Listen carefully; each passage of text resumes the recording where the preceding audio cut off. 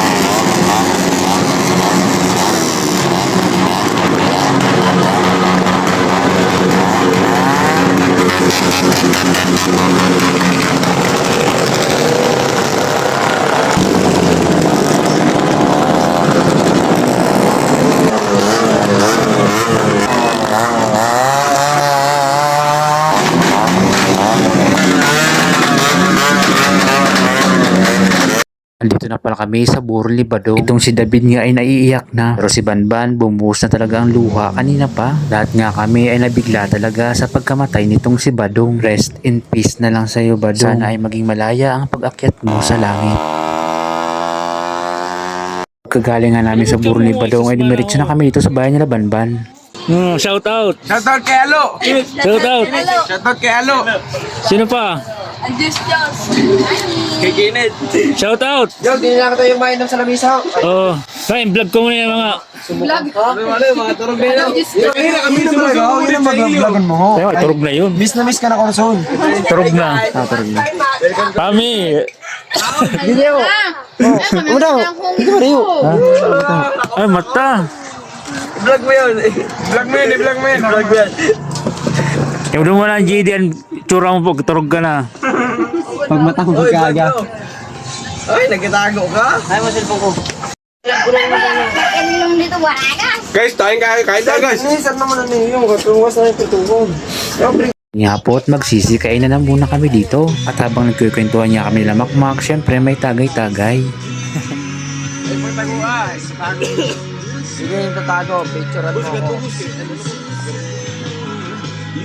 Itong si Nene nga ay nakatulog na. Hinatid na namin ni Makmak sa bahay nila. Pauwi na nga sana kami pero sabi ni Makmak ay dumaan muna kami dito kala TJ. Si Kako at TJ nga lang ang magkasama dito sa bahay. Nagkikwentuhan silang dalawa. Shout out pala sa'yo TJ. Maraming salamat. Inabot na tayo ng alas 5 ng madaling araw sa kakakwentuhan natin. Pakikipagkulitan natin dito kay Kako. May cancel ko na pag-irinom. Pinilit ko ba Happy kanina? New Year! Puta na ako yan! Maglima-lima! Pareho, yan palit mong balls mo.